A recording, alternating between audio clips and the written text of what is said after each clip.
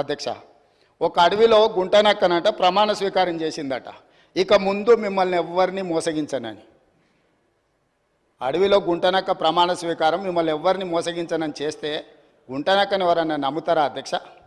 10 సంవత్సరాలు ఏలి ప్రజల్ని మోసం చేసి ఇయాల బార్ అక్కడ కూర్చొని ఈ ప్రభుత్వం ఏం చేయట్లేదు, ఈ ప్రభుత్వం తెలంగాణ సమాజాన్ని మోసం చేసింది అన్నట్టుగా మాట్లాడితే నమ్మడానికి ఎవరు సిద్ధంగా లేరు అధ్యక్ష. అదే అలిశెట్టి ప్రభాకర్, కరీంనగర్ బిడ్డ, సిరిసిల్లనే అనుకుంటా పొన్నం ప్రభాకర్ గారు చెప్పాలి, జగిత్యాల, వారు చెప్పిందే కూడా మన కళ్ళ ముందల ఉంది అధ్యక్ష. కాబట్టి దయచేసి తారక రామారావు గారికి నా సూచన ఒక్కటే, సరే పెద్దలు వారు రాలేదు, వారి అనుభవంతో మాకేమైనా సూచనలు ఇస్తారని ఎదురు చూసిన, చీల్చి చెండాడుతా అంటే ఎందుకైనా మంచిదని బుల్లెట్ ప్రూఫ్ జాకెట్ కూడా తోడుకొని వచ్చినాం అధ్యక్ష. మా వెంకటరెడ్డి గారు అయితే 10 గంటలకు అసెంబ్లీ అని అంటే 9:30కే వచ్చి కూర్చున్నాడు, అదేందో చూద్దామని చెప్పి. ఒక సినిమాలో మీకు తెలుసు కదా అధ్యక్ష, నేను ఊరు బయట ఉన్న కొండనెత్తుతా మీరు రాండి అని సవాల్ ఇస్తుండే ఒక ఆయన.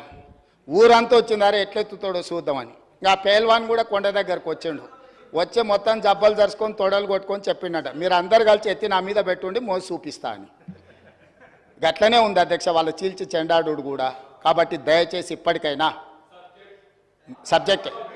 ఇప్పటికైనా ప్రభుత్వం అధ్యక్ష, ఈ ప్రభుత్వం విధానపరమైన నిర్ణయాలు తీసుకుంటుంది, ఈ ప్రభుత్వం పాలసీలు తీసుకొస్తుంది, ఈ ప్రభుత్వం రైతు పాలసీ తీసుకొస్తుంది, అంటే వ్యవసాయ పాలసీ తీసుకొస్తుంది, ఈ ప్రభుత్వం స్పోర్ట్స్ పాలసీ